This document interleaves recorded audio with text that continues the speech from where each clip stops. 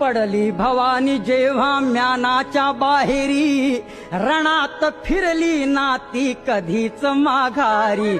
तख्त दौलती समोर केली ना लाचारी, कधी न झुकली ती दिल्लीच्या दरबारी. तमाम बादशाहीचा ताज तिने ठोकरला, मराठ मोळ्याचा वेश तिने पांघरला.